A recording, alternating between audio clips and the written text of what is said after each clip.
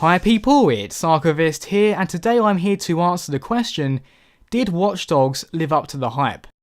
Normally I would wait until the end of the video to answer the opening question, but I think in this particular case the answer is so predictable, I might as well get it out of the way now. No, Watch Dogs did not live up to the hype, not by a long shot. However, that doesn't necessarily make Watch Dogs a complete failure. Watch Dogs promised to be many things, and it certainly attempted to be them in many cases. It promised us an open world that we could hack to our advantage. Technically it did accomplish this, however the actual act of hacking did not feel authentic. While it is convenient to confuse traffic or to stop a train at the press of a button, it doesn't feel meaningful. If you're just pressing one button, you're not the one doing the hacking at all, you're just a man with his finger on the button. In some sections of the game though, you were indeed able to perform the hack yourself.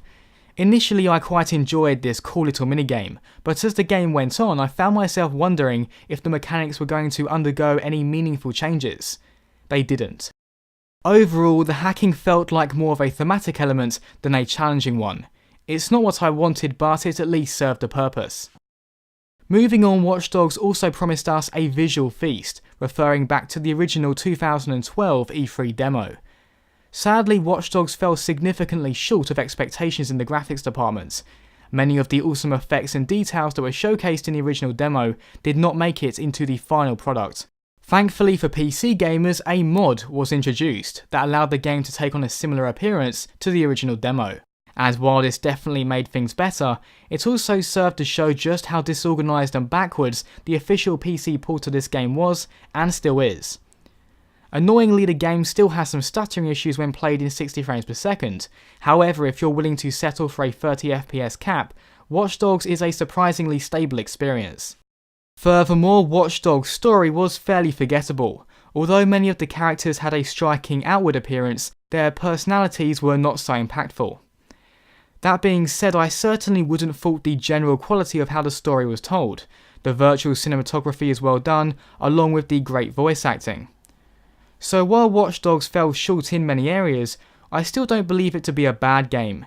It has a lot of small yet significant things going for it. For instance, I really enjoyed the ability to profile every and any person I passed in the street. It gave a sense of context and personality to what would have otherwise been a bunch of mindless drones. I also quite enjoyed the movement in the game. You can jump over fences, climb over trucks, and generally move with a fair degree of efficiency. Perhaps the most solid and even most underrated aspect of the game though is the shooting. I found it to be surprisingly good for an open world game, and even the slow motion mechanic adds to the overall intensity. You can of course avoid the shooting by acting stealthily, however I didn't really care for the stealth in this game, it's simply been done better before. I should also give a quick mention to the game's driving, which works fine but isn't nearly as fun as it is in Grand Theft Auto 5. Whenever I was driving I just thought to myself, hey, I wish I was playing GTA 5 right now. In conclusion, while I do not by any means believe that Watch Dogs lived up to pre-release expectations, I also don't think it deserves to be condemned as a failure. It does what it does with a fair amount of competence, and there is certainly some joy to be had here. As always people, thanks very much for watching, and see you next time.